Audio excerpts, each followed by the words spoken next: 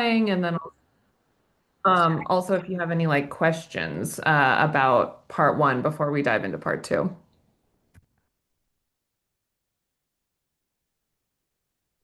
Hannah, I'm happy to share. Can you guys hear me? Yeah. Okay. I'm happy to share something. I actually took something that you mentioned last time, but also shared with us during a consult that we had Oh. around this idea of like having a 20-minute intro call with the parents beforehand to kind of share your approach, emphasize the strengths-based messaging and what what it's going to look like. Like sometimes me and the kids, sometimes it'll involve you and all of that. And I love that. Hey. um, and so I tried it, but what's interesting is they didn't respond to my email. The parents I, didn't. And then the session kind of came together quickly. And this might be a conversation for like a longer time, but they ended up so they didn't respond to my email, and so I decided to have the session anyway. The mom came, and I like checked in with her. I was like, "Hey, did you get my email? Like, I'd really love to have this intro call with you and your husband." And she was like, "Yeah, I did." And she kind of explained that her husband was put off by it. And in the intake notes, it had also said like she'd kind of shared. I really want to get some support for me and my daughter. Like my husband's a narcissist and he hasn't been involved in therapy in the past, but he might consider it. So, I mean, I was kind of worried about doing this approach because based on that, but I'm like, I'm gonna try this anyways. Like I think this is important, especially if there's, pressure being placed potentially by the father. I was like, I want him involved. Anyway, she we had the session. It worked when I connected well with the child. She did leave the room, which I thought was also interesting information. And then I followed up with and then I said, okay, well, let's set up that intro call. And she's like, yeah. She's like, maybe my husband will be more open to it, hearing your approach from you. And she never responded. I asked her to respond to that email and help me set up a time. She never did. So I circled back with them, and never heard from them. And then interestingly enough, didn't she didn't pay the bill for the first session that we ended up having, and I never heard from her again. And I mean, sorry, this is kind of like a random example, but it was just interesting, and I would love to get your take on it. Like in some ways, I wonder if I dodged a bullet. Um, but I feel like it tells me a lot that the parents weren't willing to do this with me, and that the dad was like put off by this message of like having a 20-minute call about his daughter and about his daughter's therapy. Yeah, so I think that that is all incredibly important data for you. Because, if imagine how the daughter feels regularly if you had those feelings just from like trying to reach out to touch base with him for a free 20-minute phone call, right? Hmm. So that was really important data. And I also think that if parents are not willing to do that for whatever reason, I can almost guarantee you that therapy is not going to be effective in the way that you want it to be and in the way that probably the kid wants it to be. And then what's going to come around is the parents are going to end up being frustrated, like, why aren't things working? So I do believe that with the information you were given based on that first session and the lack of response, you did kind of dodge a bullet and that this was going to be really tough. Hmm. I think you also, I mean, are you prepared for them to come back to you? Like, I think, and you know what, we should probably meet and like have a consultation about this family, like just specifically, because I would want you to have the tools in your wheelhouse to be like, oh, how am I going to approach this if they come back around? Okay. Yeah, no, I would love to. I would love to. Yeah, but I But it's do. helpful to hear you validate that that was a lot of information and maybe telling into how therapy would be. Because for a while I was also like, oh, was I going in too strong? And yeah, okay. And that's part of the reason we do this framing, because if parents can't meet this expectation that you know is going to set up for more success, then like maybe it's not the right place for them or the right time for them. Yeah. Yeah. Okay. But I would just also want to name that that probably felt really bad and uncomfortable, and I would love to chat with you more about it. Okay. Yeah, I appreciate that. It did. Yeah, yeah. Anyone else? Yeah, I actually want to chime in here. So, you know, I really learned a lot from you from the last training, and actually our shared client, I tried to bring in the whole family because Mhm. I've noticing a lot of like, well, I've noticed this a lot within the family of like not talking the best way and like, it's like, yeah, it's not really the most positive atmosphere sometimes in that family. And so I kind of wanted to have a family session this past week, and I set it up, and then the dad only ended up coming because it was like the mom was like, oh, she's fine, she doesn't need anything. The daughter's like, why do we need a family session? And so he didn't want to late cancel, so he just showed up. And so we just ended up chatting, and I asked how things are going and, and gave him some pointers since he was willing to show up. I guess, like in that kind of case, when you've emailed the whole family, wanting them to show up and everything of that nature, and only one parent shows up, I guess, is that still a win? Oh, I lost you, Misha. Your sound cut out. Can you guys hear me?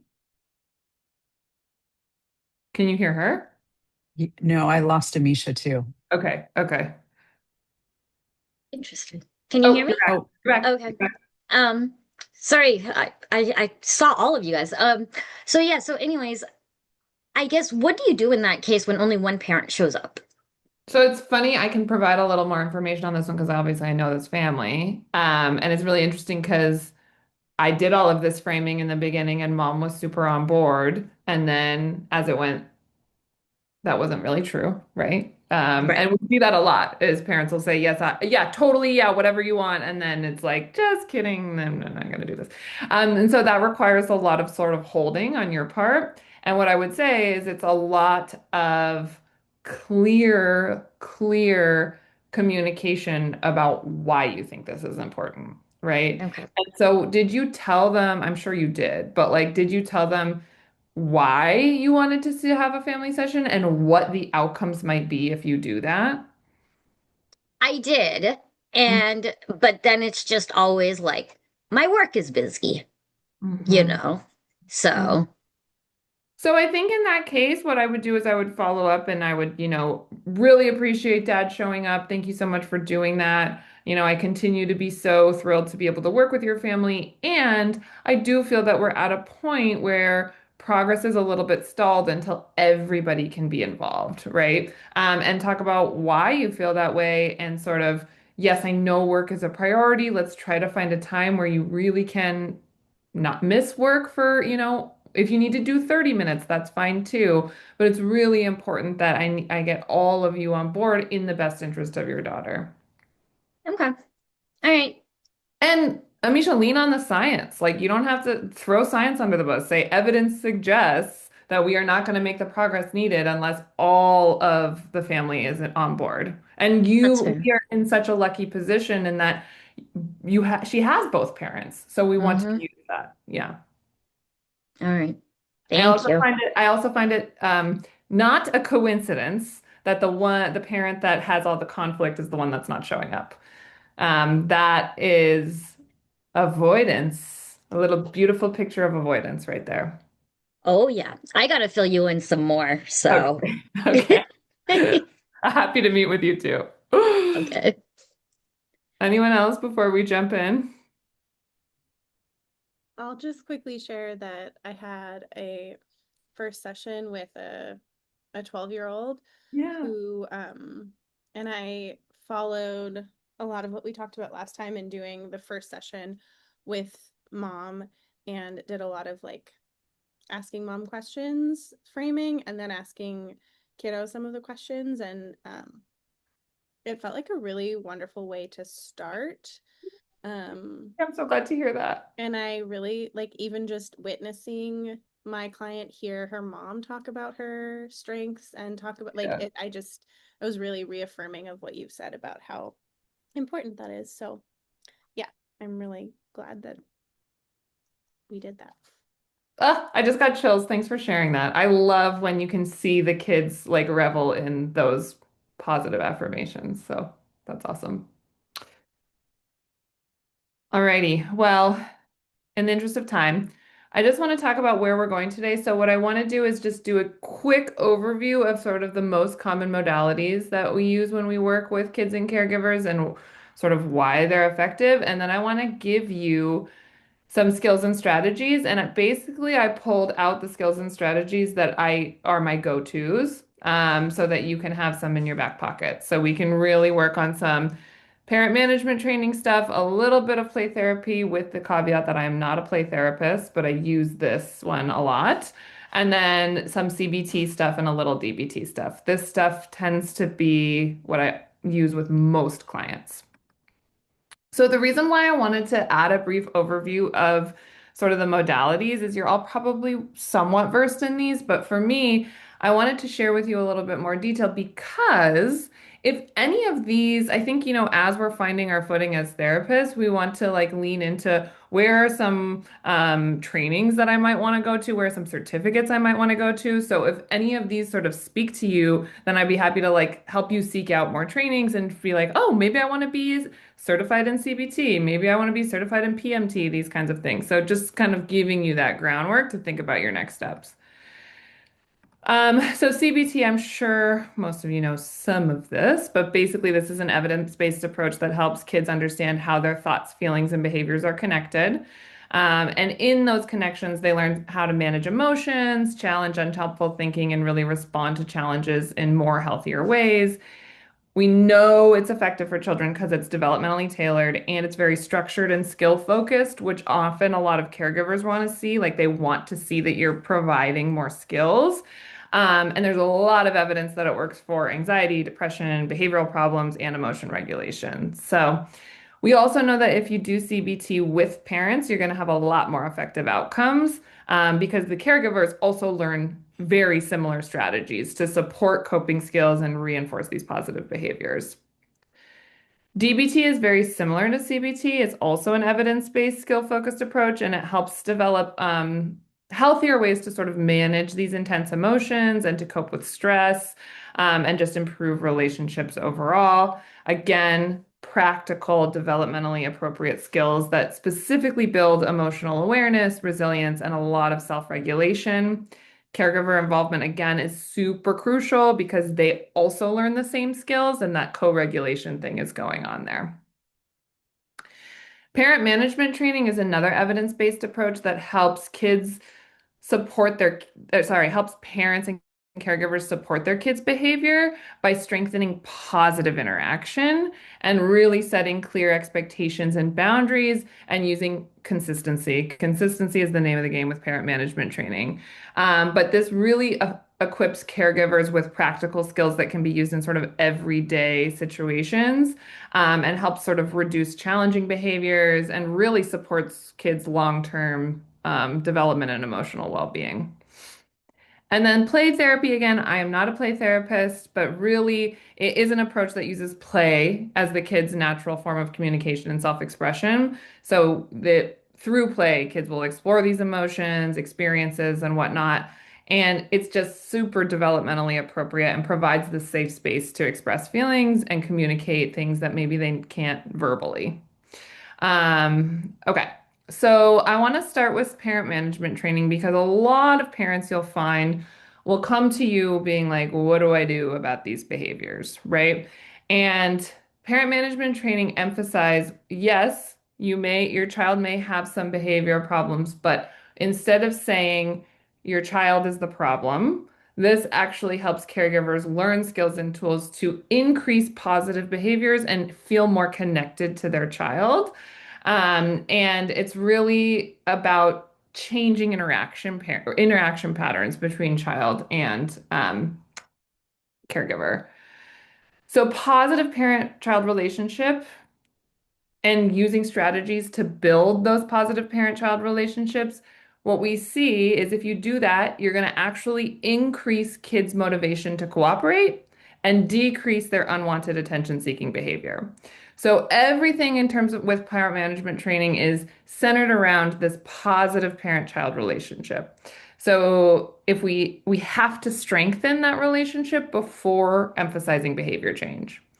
So what we do in parent management training, which is always ground zero, you always start with this, is how can we strengthen that relationship? This is going to vary depending on the child's age and developmental context.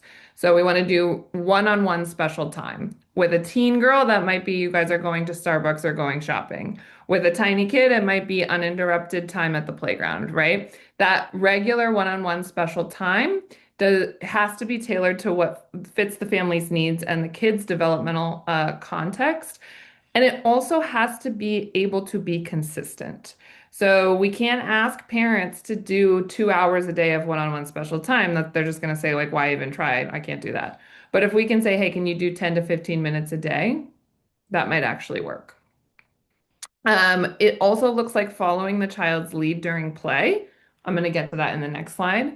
And then really just increasing warmth, praise, and positive attention. And it also improving emotional connection and trust.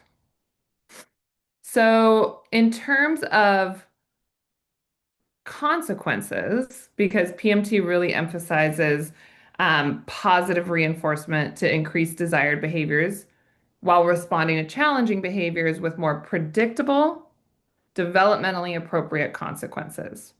So what PMT says is, okay, we're going to build these great, strong, loving, warm relationships. And of course, while doing that, there's going to be some challenges that you have to work through.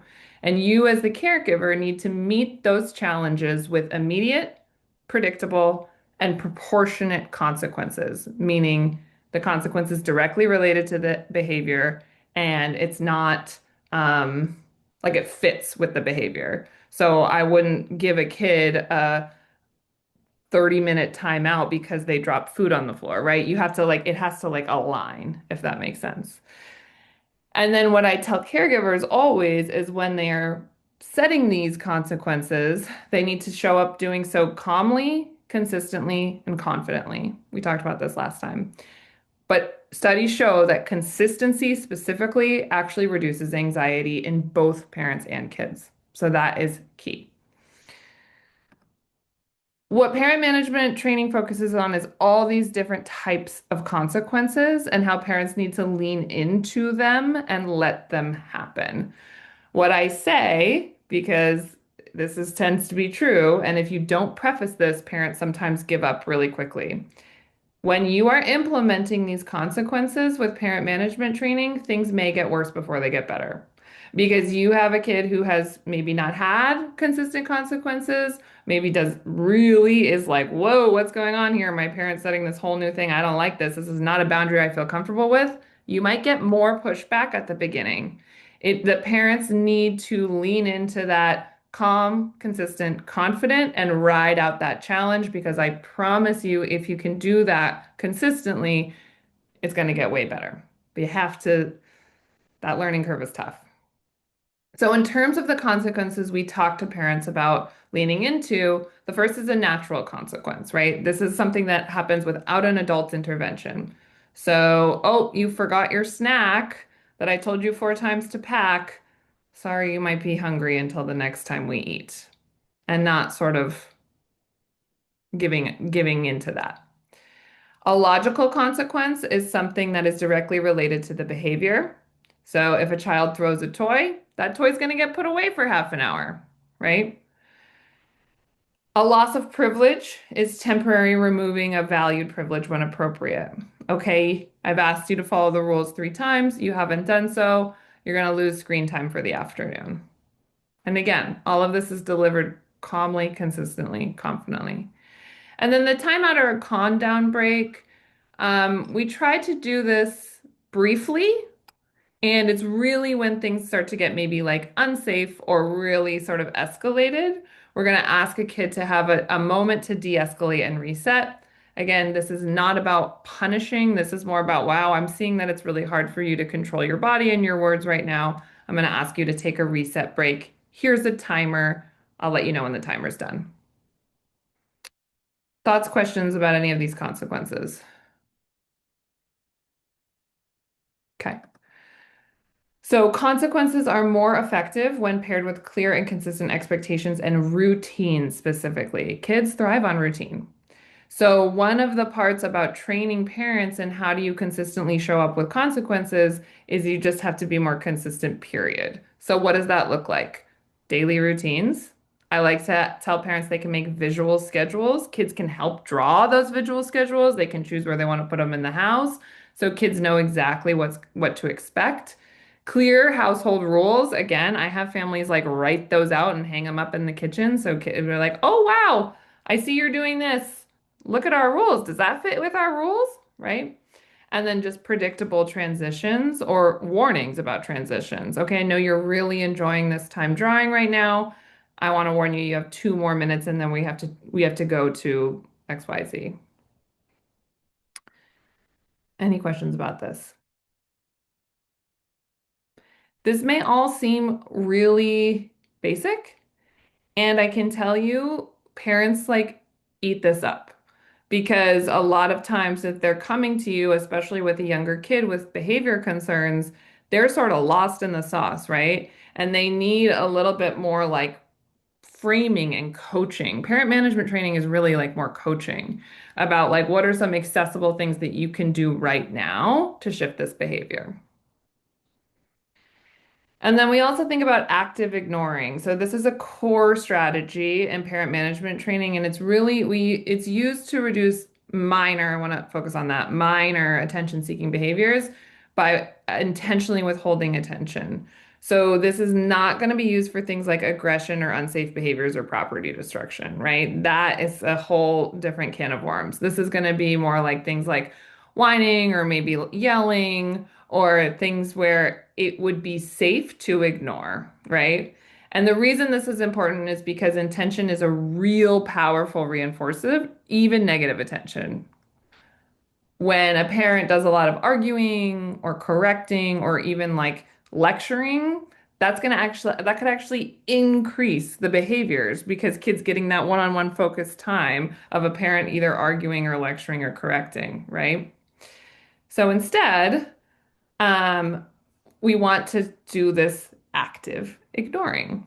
And I want to say that in terms of when it's appropriate to use active ignoring based on like how unsafe is the behavior. So beyond the scope of this training, I'd be happy to talk to you all about it at another time. But basically, it is your role to help caregivers learn to distinguish between the behaviors that require that more attention and the behaviors that can be ignored. So, what does active ignoring look like? Calm and neutral, avoiding eye contact, verbal responses, or emotional reactions to the behavior, continuing with the current activity when appropriate, and providing attention and praise as soon as the child engages in an appropriate alternative behavior. That is crucial. As soon as it switches, we're automatically attention is back on them and we're like, wow, I loved how you did that. Okay. So, any thoughts about any of these basic parent management training skills or questions? I think the thing to note here is that it's important for parents to understand that when this is implemented consistently and also paired with a lot of positive reinforcement, you will see a shift, right? And you also are going to see that a caregiver is going to start to feel more regulated themselves because it's frustrating to not know what to do and to feel like I'm always arguing, I'm always yelling, and that co-regulation is key. I have a question, Hannah. Yeah. Um, Are you doing some of this parent managing in session with the kiddo, or is it only happening when you have a parent session? It's a great question, and it leads exactly into my next slide. So, for the most part, this is with just parents, right? We're doing this just with parents, giving them sort of the skills and tools. And the reason why we also do that is because when you have these conversations, it's really hard, and I'm not making any judgment here. It's really hard for parents to keep that strength-based lens because you're asking them to talk about the problem behaviors so that you can address them. And we don't really want kids to hear that, right? So this is a time where you can get into the more problem behaviors a little bit so you can give them strategies to address them, but I would not do that in front of the kid. Now, child-directed play, which is play therapy, also serves as building the positive child relationship for parent management training. And this is something that you will do in session. So, child-directed play is actually one of the most powerful interventions because it does strengthen that parent-child relationship while also increasing kids' emotional regulation, attachment security, and actually willingness to cooperate outside of the play. So this is something that I will do in session a lot. So during child-directed play, you're going to have a caregiver or both caregivers, that's awesome, in the room with the kid. The caregiver is doing the following: allowing the kid to choose the toys and activities, following rather than directing, no teaching, correcting, questioning, or taking over, providing warmth.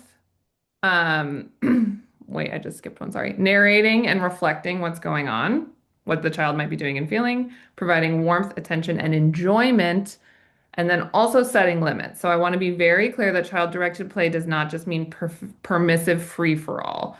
I had like one severe ADHD little boy who every time we got to this part of the session, he would just want to be like, wrestling and punching his dad. And I'm like, okay, that's not what's happening, right? There are limits around child-directed play as well. So the goal for the parents, this is important to share with the parents, is not to solve any problems or teach skills. It's actually just trying to communicate these three things to the kid. I'm really interested in you and your world. You're super capable, and you have my full attention. Okay?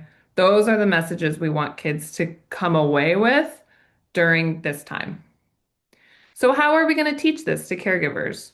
We're going to share that this child-directed play is a way to build your relationship, and that your role, mom, dad, aunt, uncle, whoever, is just to be present and responsive. So usually I'll say something like, okay, for 10 to 15 minutes, your child's only job is to play, and your only job is to enjoy being with them. You don't have to teach anything or correct anything. The relationship itself is the intervention. Okay? I will say that typically in the beginning, when you're first starting this, if it's important to set a limit, I might step in and do that, right? I might model how to do that if I see the kid is getting a little bit out of control. I might say like, "Oh, we're having so much fun playing with mom and dad, and we have to stay safe. And what you're doing right now isn't so safe. So let's shift again to something that does feel safe for everybody in the room." And then you can have a conversation with parents at like maybe after session or before the next session, or you say like, "Hey, did you notice how I set that limit? I'd love for you to try that next time because play is important, but safety is more important, right?" So then, whoa, my mouse. You can give them some of these guidelines if you want. I'll make sure you guys have these slides. But basically, these are the things you want to do. Follow your child's lead, notice what they're doing, reflect their feelings, offer specific encouragement, enthusiasm and curiosity, and allowing the child to solve the problems independently. And what they want to avoid is asking a lot of questions, giving directions, quizzing or teaching, criticizing, correcting, taking over, or using the time to discuss any behavior problems. Okay.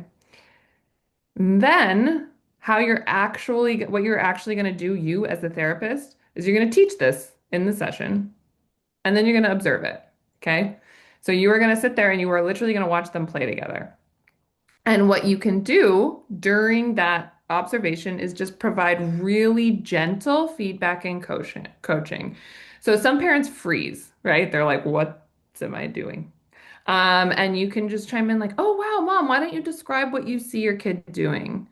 Or mom, why don't you tell them what they're doing so well? Or oops, dad, why don't you let them solve that problem? Or oh, I notice you're asking a lot of questions. Why don't you share what you think, what you see the feeling is, right? Or let's try to stay curious instead of directing, something like that. So really gentle feedback.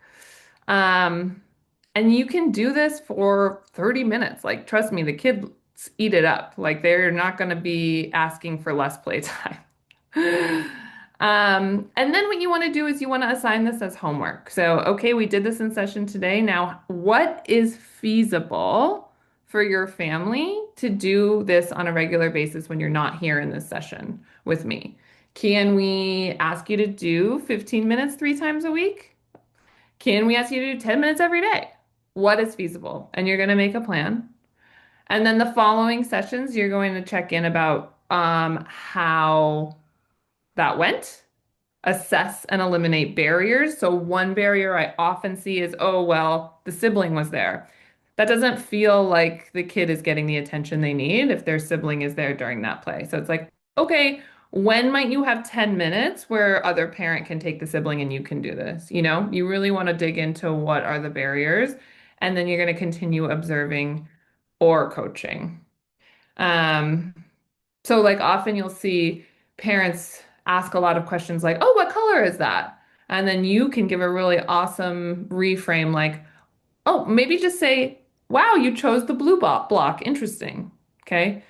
So I can also like share with you some more specific examples, but this is so effective. And I think a lot of the pushback that I get most of all on this is that parents sort of think that following the child's lead is going to reinforce like bossiness or put the kid in the seat of authority. And I think it's actually just really important to reframe this as this child-directed play is brief.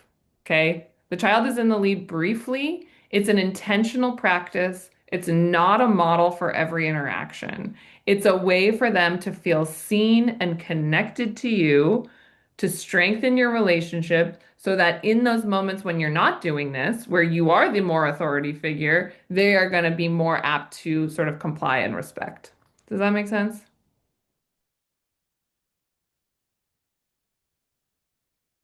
Okay. Any questions about this?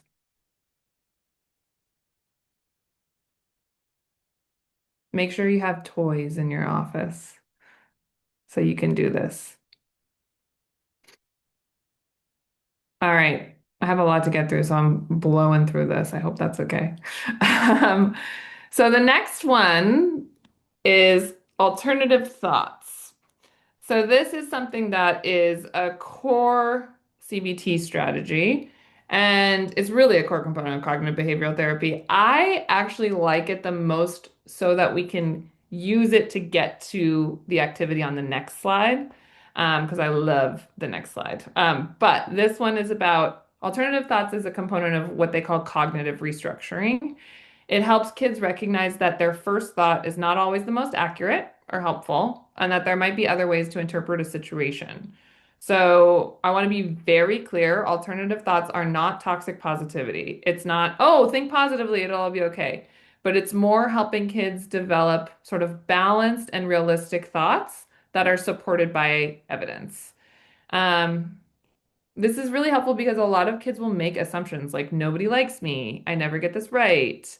And learning to sort of identify and replace those thoughts with more balanced and appropriate alternatives can actually reduce anxiety, frustration, sadness, and even avoidance because it gives them more confidence and ability to problem solve.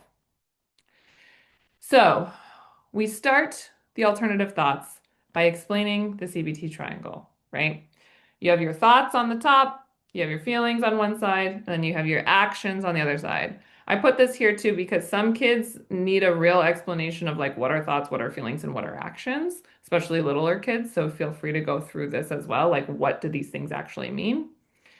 And then I always give an example, and I give a really, really basic low-hanging fruit example. Please steal this from me.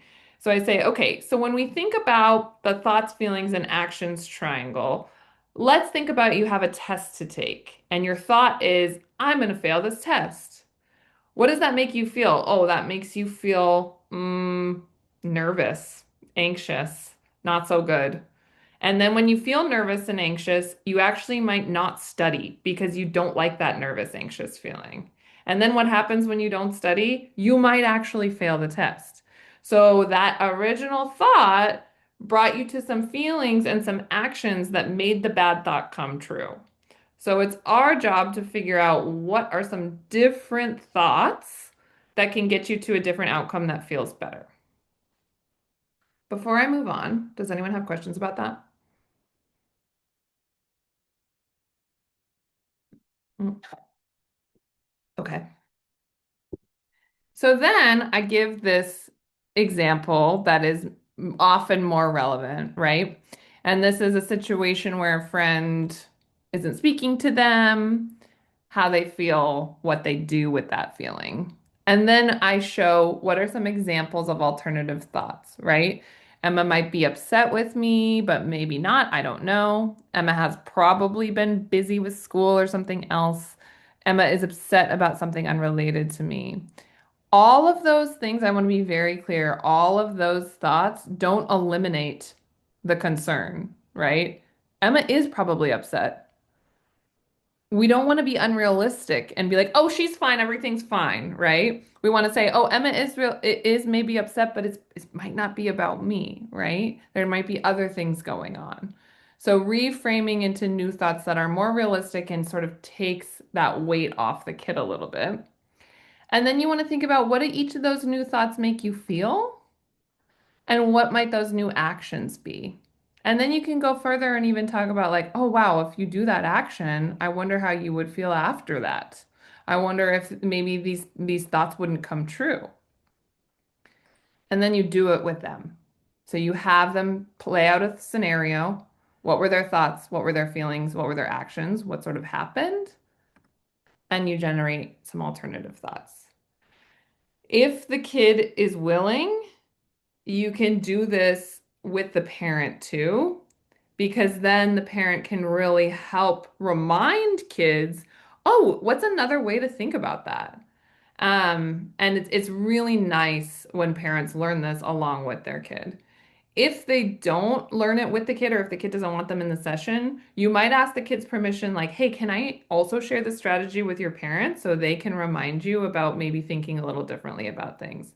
Usually kids are pretty open to that.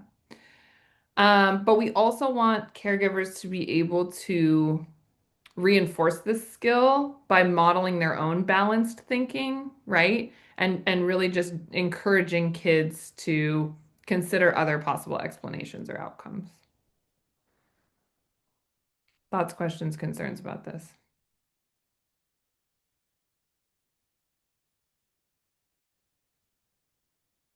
Okay, then we're going to move on to the worry box, which is my all-time favorite activity. Um, the worry box is also CBT. Okay. This is a strategy that helps helps kids manage anxious thoughts by setting aside a specific time and place to acknowledge their worries instead of letting them take over the entire day. It teaches kids that they can notice a worry without needing to respond to it in that moment. And it can also help with feeling expressions and building supportive relationships with caregivers. I love the worry box because the effectiveness, if they actually do the homework, is pretty quick. So, this is what you're going to teach kids and families to do.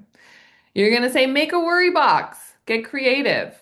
This is also a really awesome way to do an art project with a parent, to spend some time together making something funny, right? You can take a shoebox, whatever. Just make a worry box. Then you're going to set a time 2 times per day for worry time. Here's the thing about this, and I'm going to tell you all this and let you're smart and you can use your discretion. A lot of families are going to be like, we don't have 2 times a day. Use your judgment about whether do they actually have 2 times a day because maybe you can push that. Or you can say, you know what, we still see effectiveness 1 time a day, but we want you to at least be doing this once a day.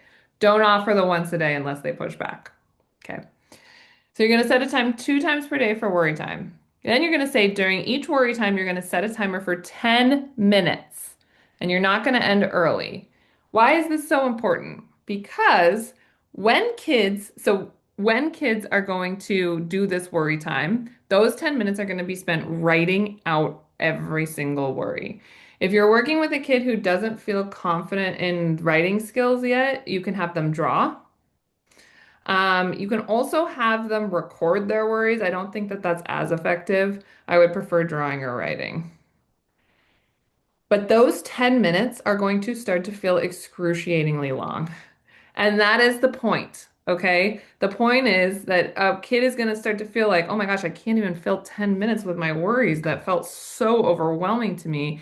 It starts to really like normalize that, oh, actually these are not all consuming, right? So make sure that they are staying in that with those 10 minutes no matter what.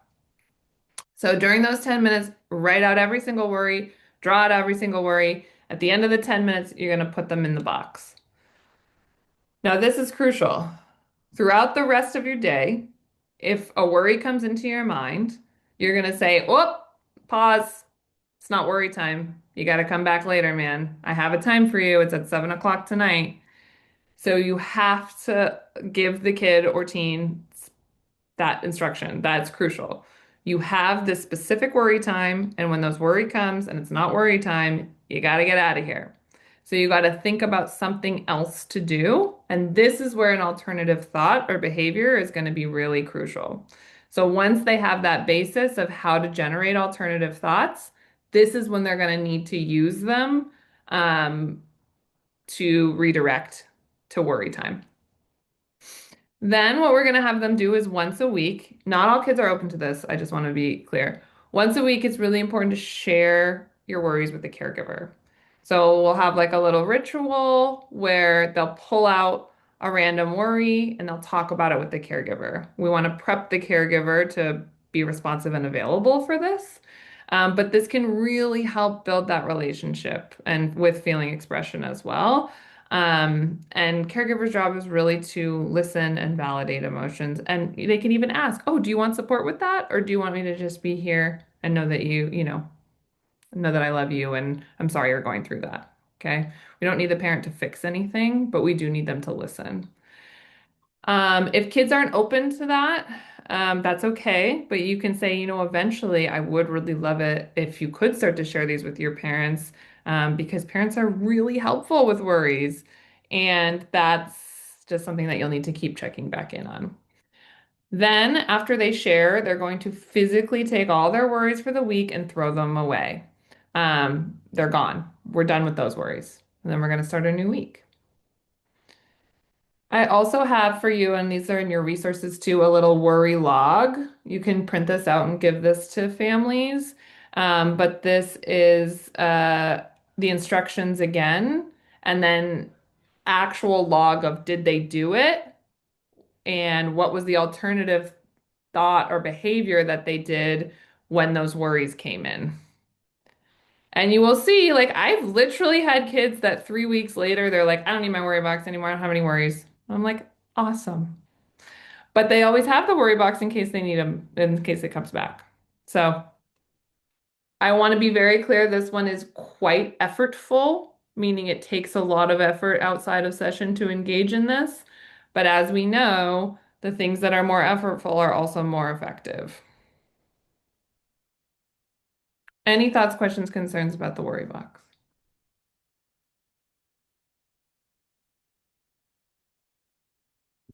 Okay. My last skill and strategy that I always have in my back pocket, which some of you may have been exposed to, are the tip skills. So this is a DBT strategy. It's really about distress tolerance here. TIP stands for temperature, intense exercise, paced breathing, and paired muscle relaxation. These are skills that help children and teens manage intense emotions by calming the body's physiological stress response. I hope that all of you have, well, I don't hope, I'm assuming that you have all probably had experiences where caregivers are like, my kid can't manage their intense feelings, right? These are the skills that you can give to families to be like, okay, if the feeling goes from 0 to 100 pretty quickly, I want you to have these skills available to you to bring those down quite quickly. So I love these skills because often when a feeling is really, really overwhelming, kids like kind of forget all of their tools and coping strategies, and this is gonna like bring them back pretty quickly. Okay. So why are these helpful? And I sometimes like to take some of the bullet points I have here and share them with kids and families so they know that they have these resources and that they really can use them. So first of all, these are immediate tools for emotion regulation, right? Often we're going to use these tools when kids go into that fight, flight, or freeze state. And these tools and skills, these tip skills, are backed by science. They're actually going to shift your chemistry to bring you back out of that state. We want that. It also teaches the connection between body and emotions, right? When they calm their body, they can learn that their mind can also be calm too, and that can be really empowering for kids. They're super concrete and easy to remember. They're simple, they're actionable, and you can use them in moments of crisis. And it fosters confidence and independence, right? They say, oh, wow, I have something that can help me cope in like really hard moments. And they also support the closeness with the caregiver, right? When caregivers learn these skills, they can coach and model these regulation strategies. So, what is TIP? I'll give you this handout. It's changing your body chemistry. TIP stands for tip the temperature, right? This is cold water, or my favorite is ice. But science shows that when you change your body temperature really quickly, you come out of that fight, flight, or freeze response or that intense distress because you're focused more on like your actual body chemistry. So holding ice for 60 to 90 seconds, it's really uncomfortable, but it brings you right back into the present, right? Don't tip the temperature with heat. That's not going to work. We want to do cold. So it can be splashing really cold water on your face. Some kids actually hold their face under the faucet. We want to be careful because you don't want to like scare anybody with like a drowning response. But some people do that. But the ice is also really, really effective. Okay. I find it like teen girls don't want to do the water because they don't want to mess up their makeup. Fine, fair, that's great. But holding the ice will be just effective. The I stands for intense exercise. So engaging in intense exercise for like 90 seconds is going to have the same effect as the temperature. So I will say jumping jacks, burpees, running in place, anything that really gets your heart rate up really fast, that's going to take you out of that really intense emotional arousal.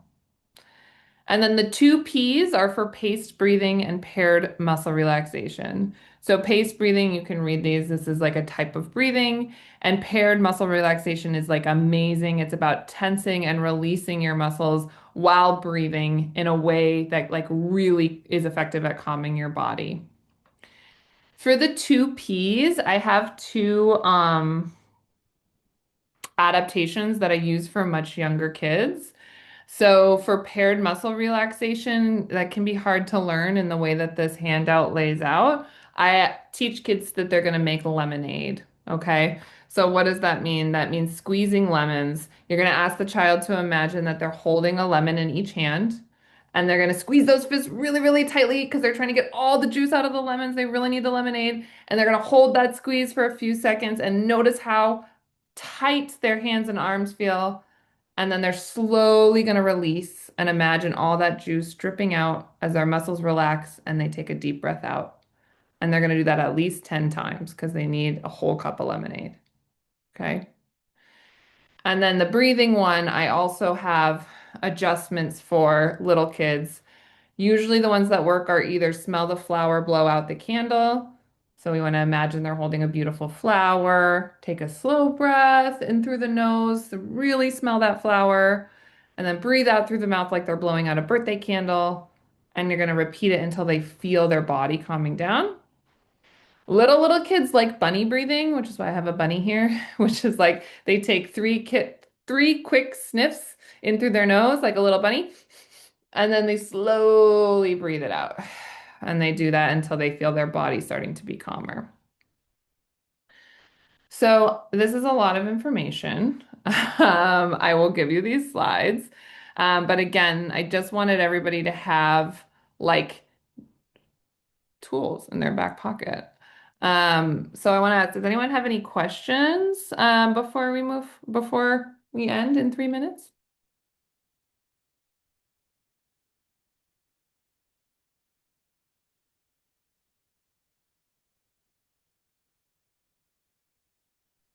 Have you tried these on adults? Yeah. Oh yeah, tip is great for adults. I figured as much. I guess like typically when you did this, I know the first part of the training, it was for kids up to 12 years old. Was it the same for today too? Like for kids up to 12 years today, or was Actually, it? yeah, but I will say that the tip skills and the alternative thoughts and the worry box I use for teens too. Totally. Okay. Child-directed play is not going to be effective probably for kids like Yeah. anywhere older than like 8 or 9, maybe some 10-year-olds. But yeah, this was geared more towards the little kids, which is why I gave you also the lemons and the bunnies. But this is usable for a lot of ages. Okay. Thank you. Yeah.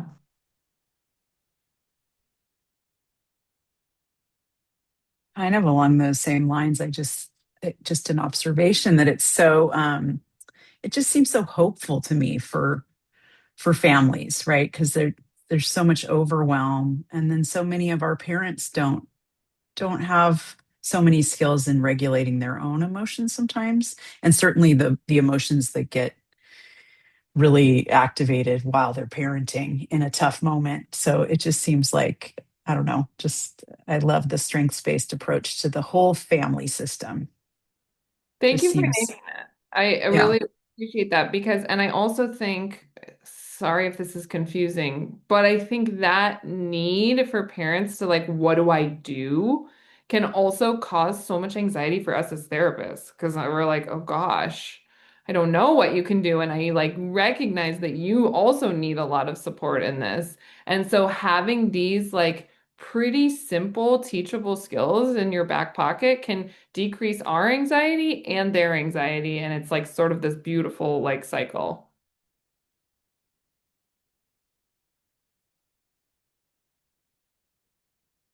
I guess the other thing I don't know if I made this totally clear, but the other thing I do want to make clear is that like you do have to kind of underline that they have to practice these things, right?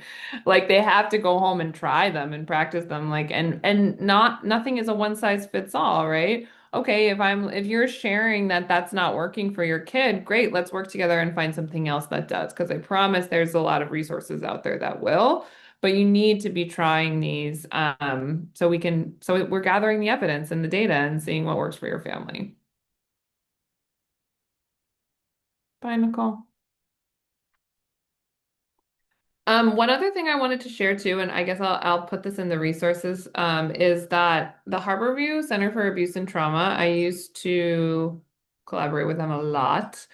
And they have this whole incredible website of resources for therapists, for parents, for kids, specifically around anxiety and depression and trauma, and it's all free. So I will put that in the resources, and they have handouts, they have all these cool things. So please use that to your advantage. That's wonderful, Hannah. Thank you so much. Yeah. I think one last thing for me that comes up is how often it is important to emphasize things are going to get potentially more activated, a little bit worse.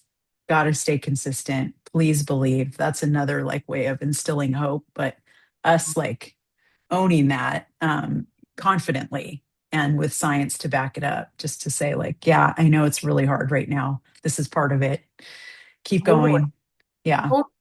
And I think it's a nice reframe when you're like, when have you ever in your life, parent, done a hard thing and it was like totally fine in the beginning, like, no problem. Like, everything that's hard and new is going to be challenging and might get worse. And then the outcome is typically really lovely, right? So this is the same. It's like you're asking kid to learn a whole new way of being and maybe being with you. And that can be confusing and stressful and challenging, and it's going to lead to something beautiful.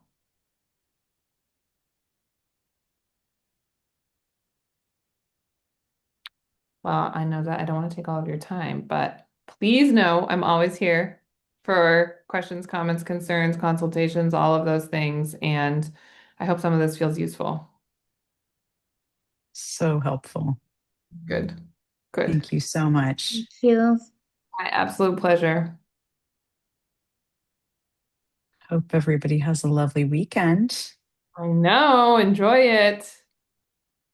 I'll talk to y'all soon. Okay, thanks, Hannah. Bye, everyone. Bye.